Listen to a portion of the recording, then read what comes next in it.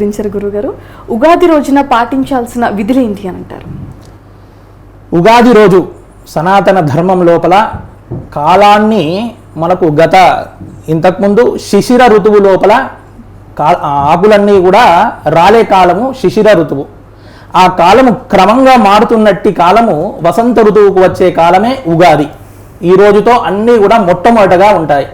వసంత ఋతువు చెట్లన్నీ కూడా పుష్పించి చక్కగా సుగంధాలు వెదజల్లుతున్నట్టి పుష్పాలు, సవ్యంగా గాలులు వీస్తున్నట్టి కాలము. అటువంటి కాలము ఈ వసంత ఋతువు, చైత్రమాసము, మొట్టమొదటి నక్షత్రము అశ్విని నక్షత్రము, అంతేకాకుండా మొట్టమొదటి వారము కూడా ఇందులో కలుస్తుంది. విషయం చూడండి, మామూలుగా ప్రతిసారి సోమవారము మంగళవారము అలా వస్తుంది, కానీ ఈ సంవత్సరము ఇది ఆదివారంతో ప్రారంభమవుతుంది. కాబట్టి ఈ రోజు మనము పాటించవలసిన నియమాలు ఏమిటి? ఉగాది రోజు, ప్రతి ఉగాది రోజు ఇవే నియమాలు ఖచ్చితంగా మనం పాటించాలి. మన విధి ఏ విధంగా అయితే పండుగలన్నీ కూడా మనం చక్కగా ఏ విధంగా శాస్త్రం చెప్పబడిందో ఆ విధంగా పండుగలు జరుపుకోవడం హిందూ సనాతన ధర్మంలో పుట్టిన ప్రతి ఒక్క హిందూ యొక్క ధర్మం. అందులో భాగంగా ముందుగా ఏం చెప్పారు అంటే, సూర్యోదయ పూర్వమే స్నానం చేసి, ఏ విధంగా స్నానం చేయాలి? తైలాభ్యంగన స్నానము, అంటే శరీరానికంతా కూడా నూనె రాసుకొని స్నానం చేయాలి. ఆ తైలాభ్యంగన స్నానము చేసిన తర్వాత చక్కగా ఇష్టదేవతా స్మరణ, కులదేవతా స్మరణ, మాతాపితృలకు నమస్కారము, గురువులకు నమస్కారము చేసుకోవాలి. చేసుకున్న తర్వాత ఒకరికి ఒకరు పరస్పరము ఉగాది శుభాకాంక్షలు తెలియజేసుకోవాలి. మిత్రులందరూ, కుటుంబ సభ్యులు పరస్పరం అందరము కూడా ఉగాది శుభాకాంక్షలు తెలియజేసుకోవాలి. ఎందుకు అంటే అంతటా కూడా మన మాట ద్వారానే పాజిటివ్ వైబ్రేషన్స్ అంతా కూడా స్ప్రెడ్ అవుతాయి. మనం ఏ విధంగా అయిపోతే ఇంగ్లీష్ కాలం లోపల రాత్రి 12 గంటలకు ఎప్పుడో హ్యాపీ న్యూ ఇయర్ చెప్పుకునే కాలం కాదు ఇది. ఆ కాలానికి అనుగుణంగా మారే కాలం కాబట్టి, శాస్త్రంలో చెప్పబడి ఉన్న కాలం కాబట్టి, మనము ఈ సమయం లోపల మనం అందరూ పరస్పరము మామూలుగా గుడ్ మార్నింగ్, ఏ విధంగా అయితే హ్యావ్ ఏ గుడ్ డే అని చెప్పుకుంటాం కదా, అవన్నీ కూడా ఎక్కడి నుండి వచ్చాయి అంటే మన సనాతన ధర్మం నుండే వచ్చాయి. రుద్రం లోపల, చమకం లోపల ఏమంటున్నాము? సుషాచమే సుదినంచమే అంటున్నాం. సుషాచమే విడదీస్తే ఉషాచమే, ఉషాచమే అంటే ఉదయము. ఇది మీకు మనందరికీ కూడా శుభ ఉదయం అవుగాక అని రుద్రం లోపల ప్రాతకాలం లోపల శివునికి అభిషేకం చేసే సమయం లోపల స్వామిని మనం కోరుకుంటున్నాం చమకం లోపల.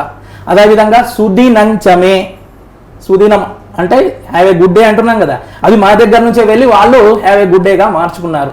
సుదినంచమే, ఈ దినం మీకు శుభమవుగాక, ఈ రోజు మీకు శుభమవుగాక అని పరస్పరం అందరం కూడా మన కుటుంబ సభ్యులందరితో, మిత్రులందరితో కూడా ఉగాది శుభాకాంక్షలు తెలియజేసుకోవాలి. అంతేకాకుండా ప్రధానంగా ఈరోజు చేయవలసిన క్రతువుల లోపల ఏం చేయాలి అంటే, ప్రతి ఇంటి పైన ధ్వజం అనేది ఆవిష్కరణ చేయాలి. ఇది చాలా మందికి తెలియదు. ఈ సంవత్సరం నుంచి మొదలు పెట్టండి. దీని ద్వారా ధ్వజ ఆవిష్కరణ. ధ్వజము అంటే జెండా, పతాకము, కాషాయ జెండా ఇంటి పైన ఎగురుతూ ఉండాలి. ప్రతి సనాతన ధర్మాన్ని అనుష్ఠానం చేస్తున్న ఎవరైతే సనాతన ధర్మంలో ఉన్న వ్యక్తులు ఉన్నారో, హిందువులు ఉన్నారో, వాళ్ళందరి ఇంటి ముందు కాషాయ జెండా రెపరెపలాడుతూ కనిపించాలి. అలా కనిపించినట్లయితే అది విజయానికి చిహ్నం. గమనించి చూడండి, ఏ రథానికైనా యుద్ధం లోపల ఆనాడు కృష్ణుడు రథసారథిగా అర్జునుడి దగ్గర ఉన్నప్పుడు పైన మనకు ఆంజనేయ స్వామి నిలిచి ఉన్న కాషాయ జెండా అనేది కనిపించింది. అలా కాషాయ జెండా, ఆ పతాకము దేనికి చిహ్నం అంటే సూర్య భగవానుకి చిహ్నము. కేతనము అని అంటారు. కేతనము అంటే కిరణము అని అర్థం. కిరణము దేనికి చిహ్నం అంటే కనిపించే సూర్య భగవానుడికి చిహ్నం. కాబట్టి సూర్యునికి ఆరాధన చేయడం వల్ల ఆరోగ్యం భాస్కరాదిచ్చేది. ఈ సంవత్సర కాలం అంతా కూడా మనం ఆరోగ్యంగా సుఖ సంతోషాలతో ఉండడానికి, అదేవిధంగా ఈ సంవత్సరం అందరికీ కూడా కలిసి రావడానికి ఖచ్చితంగా ప్రతి ఇంట కాషాయ జెండా ఎగరాలి, ధ్వజం అనేది ఎగరాలి. అంతేకాకుండా ఈరోజు ఇంకా ఖచ్చితంగా చేయవలసిన కర్మ లోపల మనకు ఏదైతే పంచాంగ శ్రవణం ఏదైతే ఉందో, పంచాంగము, దాన్ని శ్రవణం చేయాలి. ఎక్కడ శ్రవణం చేయాలి అంటే ఆలయంలో, దేవాలయం లోపల కుటుంబ సభ్యులతో అందరితో కలిసి వెళ్ళి పంచాంగాన్ని ఆకర్ణ్యతాం, చక్కగా చెవులకు ఇంపుగా ఆ పంచాంగాన్ని విని ఆలకించి, తద్వారా ఈ సంవత్సరం మనందరం కూడా కలిసి మెలిసి లోకా సమస్త సుఖినోభవంతు అన్న భావన చేత అందరము కలిసిమెలిసి పంచాంగ శ్రవణం చేయాలి. అంతేకాకుండా మనందరికీ తెలిసింది ఈరోజు షడ్రుచులతో కలిసిన ఉగాది పచ్చడిని నింబ కుసుమము అని చెబుతారు. లక్ష్మీదేవి ఆయా పండుగల లోపల ఒక్కొక్క రోజు ఒక్కొక్క దానిలో నివాసం ఉంటుందట.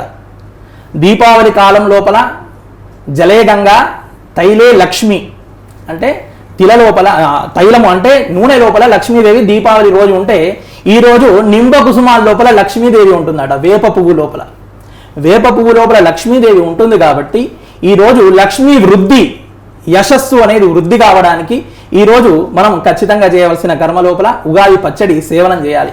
అంతేకాకుండా కొత్త బట్టలు ధరించాలి.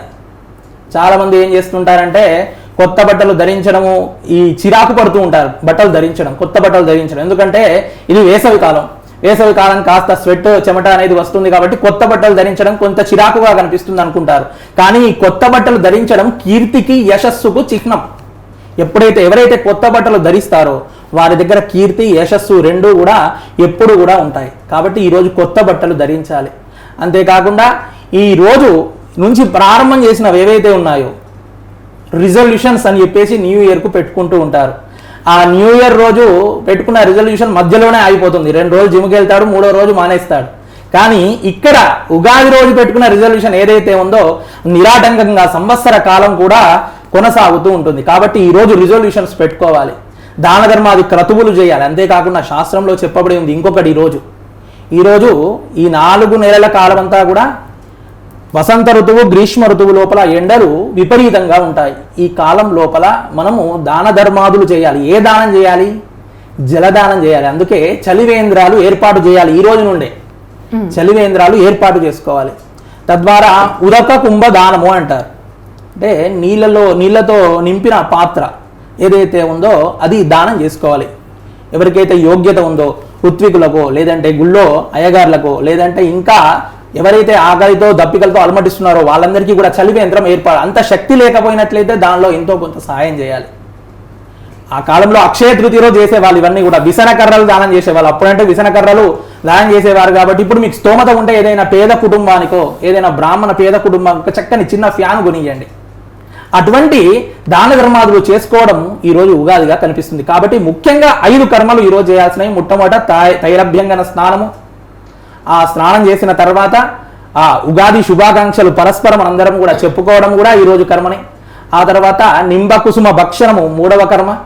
ఆ తర్వాత 4వ కర్మ ఏదైతే ఉందో అది పతాక ఆవిష్కరణ, ధ్వజారోహణము. ఆ తర్వాత 5వ కర్మ పంచాంగ శ్రవణము. ఇవైతే 5 కర్మలు ఖచ్చితంగా చేసుకోవాలి నాన్న ఈరోజు. అలాగే గురుగారు.